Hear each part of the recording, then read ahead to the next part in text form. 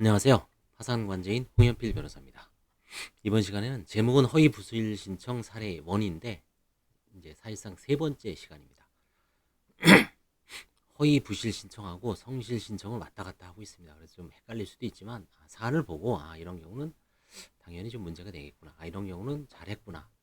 그 감을 느낄 수 있도록 그거를 이제 실제 그 추적을 한 거기 때문에 실전 사례를 편집을 해갖고 제가 이렇게 뒤져보니까 이거 나름대로 괜찮은 거고 그동안 유튜브를 이제 자료가 워낙 많아서 저도 이제 그 발굴하는데 한계가 있는데 이거 괜찮더라고요. 그래서 한번 소개하게 된 거니까 유심히 보시고 파산과 관련된 업무를 수행하시는 분들은 나름대로 한번 시각을 잡아보시기 바랍니다.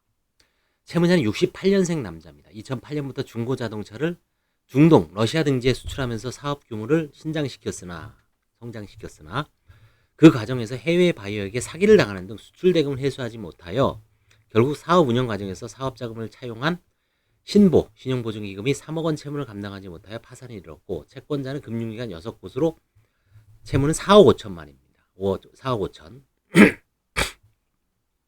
2014년 8월 19일 파산 면책 신청을 했습니다. 이 당시에는 이제 29가지라 그래죠. 지금은 14가지.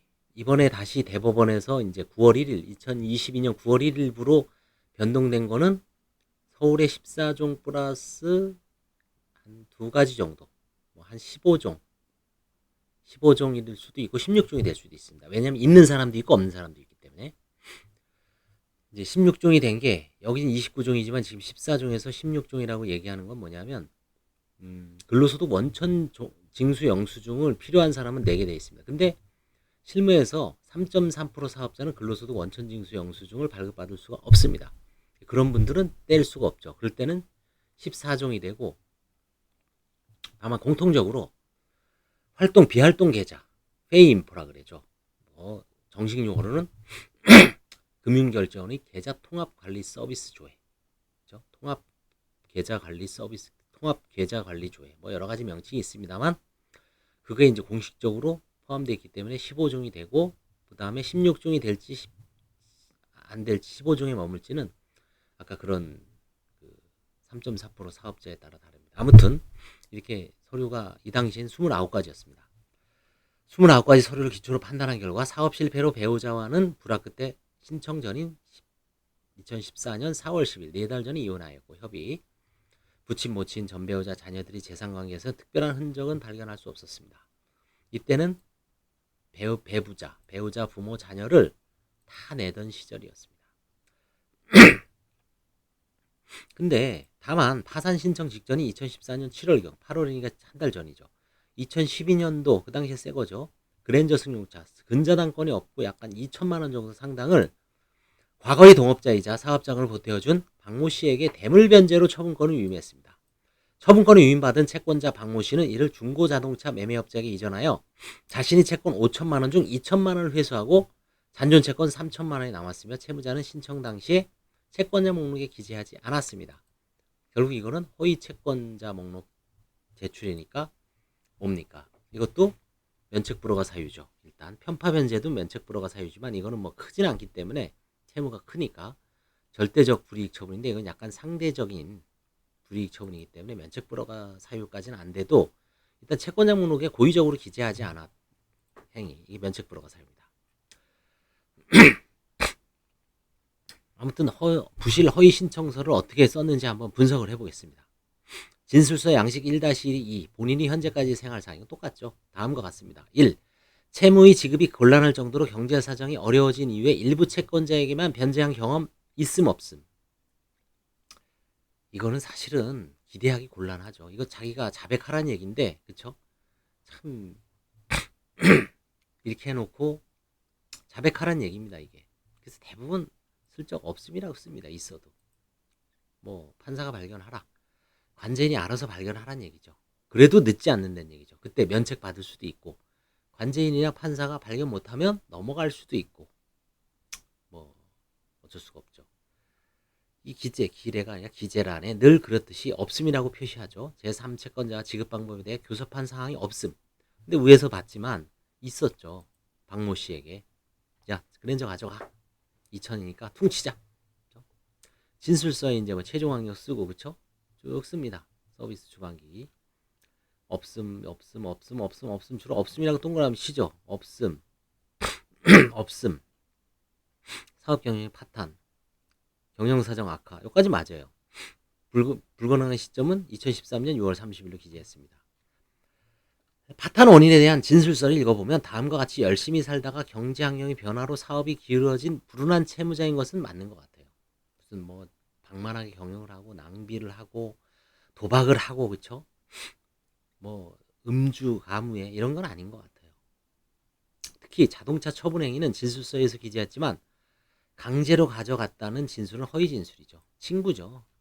친구한테 조금 미안하니까 특혜를 준 거죠. 편파 변제죠. 전형적인 편파 대물 변제죠. 진술서 그쵸? 쭉 썼습니다. 2014년 6월 30일 신청서 이거 많이 쓰는데 3장 썼죠. 4장 그쵸? 반드시 좋은 것만은 아니에요. 그쵸? 뭐 생략하고요. 이거는 다 뭐 그쵸? 군대 얘기도 하고 작은아버지 운영하시는 봉제공장 아내와 새벽 동대문 시장에 나가서 양말을 구매한 노점 어렵게 살아오신 건 맞아요. 그래서 중국에서 물건을 수입하여 땡땡땡의 사업이냐 조선족 사기꾼을 만나 재기불능 상태. 그 다음에 공사장에서 악착같이 자본을 모은 후 AS 센터 욕심이 지나친 선수를 받고 그쵸 여기 때부터 이제 러시아하고 중동 이 당시에 되게 유행했었죠. 우리의 그 유명한 가수분 옛날에 7080 가수분도 중앙아시아나 러시아 쪽에 아마 그 중고자동차 수출을 많이 하셨죠. 욕심이 지나쳤는지 선수금을 받고 1억에 해당하는 중고차를 보냈고 바이어는 수금을 제대로 안 해주는 거죠. 1억에 하면 뭐 자동차 예를 들어서 뭐 한 50대를 보내준다. 그 팔아갖고 그게 3억 원을 치다 그러면 나머지 수금에서 돈 내더니 띄어먹죠 자기가. 아니면 뭐 그래서 이제 부채가 발생했고요. 사업체는 승승장기도 했지만 결국은 이때 요르단이네. 요르단 바이어는 어쩌고 저쩌고 상당수 사기를 당했다. 결국 러시아와 요르단, 중동과 러시아에서의 그 중고 자동차 수출 실패로 제가 여기서 이제 여담이지만 한 가지 기억나는 게 2008년도 그때 어떤 분이 이제 그 당시에는 인터넷 같은 게 조금 네이버 지식인이 없었고 이제 카페 같은 거 할 때죠. 어떤 분이 찾아왔어요. 자기가 중동 파키스탄 쪽으로 중고자동차 수출을 하는데 종로에 계신 분이에요. 자기가 진짜 파키스탄에서 은혜를 입은 그 아들이 한국에 와서 구속됐다. 변론을 해줄 수 있느냐. 전 영어도 못하고 파키스탄 말도 제대로 못하는데 아이 뭐 그래도 그 당시 이제 뭐 후손도 있고 알아보시라니까 아이 그래도 저를 선임하겠다는 거예요. 그래서 제가 그 당시에 돈 한 200 지금은 뭐 한 4, 500 되는 돈이죠. 한 10년 훨씬 넘었으니까. 그래서 중고자동차니까 그분 생각나네요. 그리고 이제 나중에 뭐 집행유예는 나왔죠. 그래서 파키스탄 페샤와르인가 뭐 그죠? 그 동네에서 이제 뭐 공증 파키스탄어로 이슬람아바드로 보내서 그거를 우리나라에 와서 다시 이걸 번역을 하고 그 가족들 파키스탄이 무슨 언어가 있는데요 거기 그 당시 지금 생각이 안 나네요. 하여튼 중고자동차 그때 파키스탄 분 변론 외국인 뭐 변론했던 기억이 납니다. 중고자동차 그 당시에 유행이었죠. 지금은 이제 아프리카 쪽으로 뭐 가는 경우가 좀 많은 것 같아요. 중동 러시아 쪽은 모르겠어요 요즘은. 그래서 이제 한편 재산 목록의 처분 행위란에 기재하였지만 강제로 채권자가 가져갔다고 기재할 수 있는 허위 진술이 명백하죠. 쓰긴 썼어요. 채권자인 박모 씨가 땡땡 이 그랜저 차량을 강제로 가져가 자동차 매매업체에 매도한 이후 매매 대금을 본인 은행 계좌로 직접 지급받았다. 그렇죠? 그래서 기본적인 대면 조사를 체결하고 결국 이제 화해 계약을 체결했죠.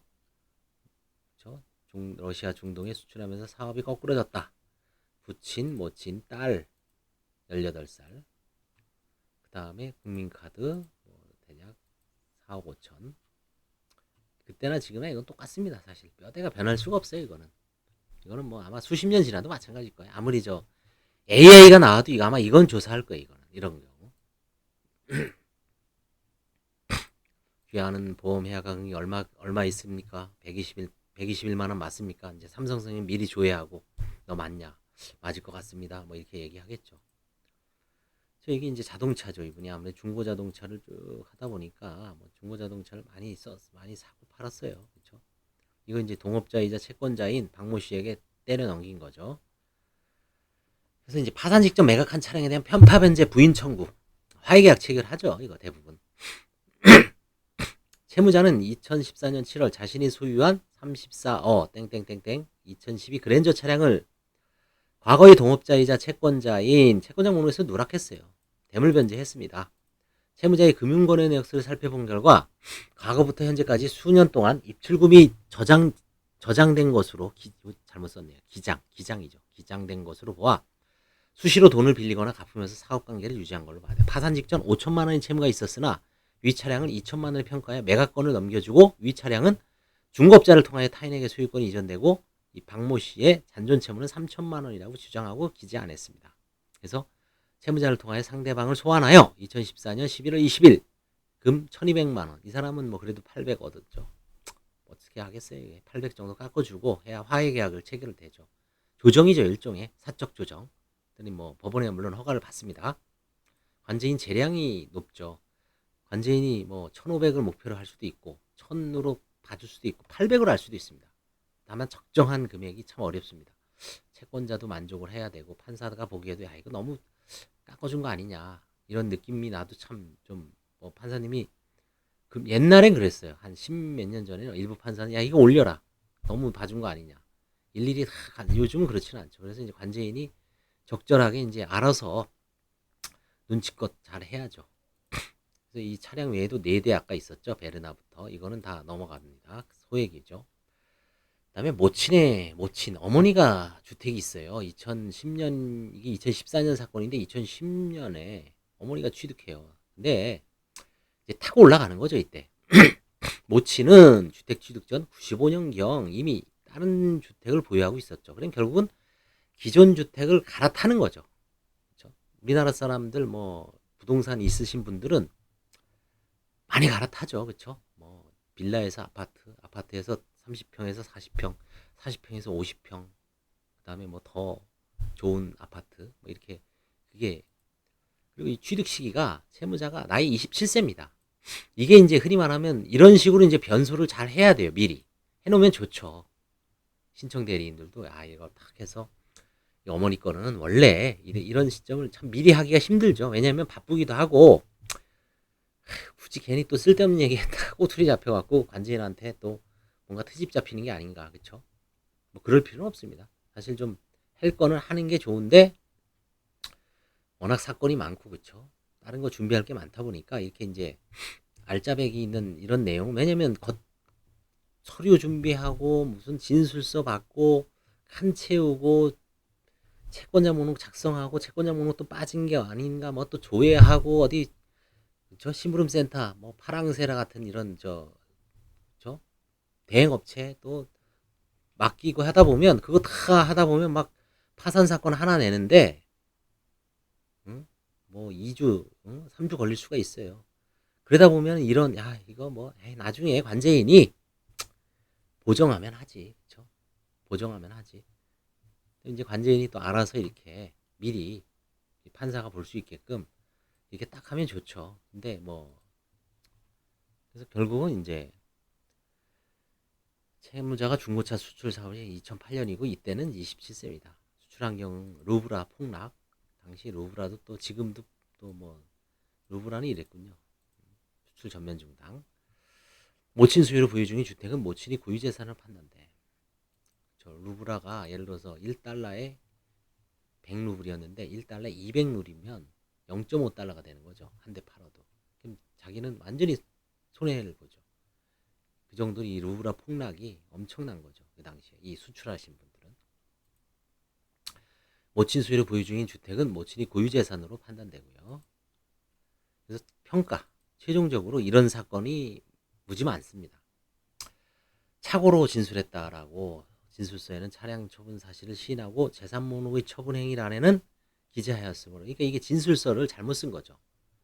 진술서에서는 차량 처분 사실을 시인하고 재산 목록란에는 지금 저 채권자 박모 씨가 강제로 가져갔다. 그렇죠? 근데 뭐 약간의 허위로 보기는 어려우나 상대방 수익자 그 친구 박모 씨와 협의 후 이전한 점이 인정되므로 결국 상대방을 설득하여 뭐 강제로 가져갔든 자의로 가져갔든 편파 행위는 맞죠. 무조건 소송하면 이길 수가 있습니다. 근데 소송하면 또 시간이 오래 걸리죠. 이 사람은 4억 5천을 면책을 받으려고 파산 신청했는데 부인 청구 한번 꼬여서 1심 2심 가버리면 1년 1, 2년 훌딱 가버립니다. 그러면 그 사이에 면책도 못 받고 그 돈 자기가 내겠다고 하는 사람도 있죠. 그래서 2,100만 원의 매각 대금 중 일부를 환수하는 1,200에 화해 계약을 하고 배당 절차를 진행한 사건입니다. 이렇듯.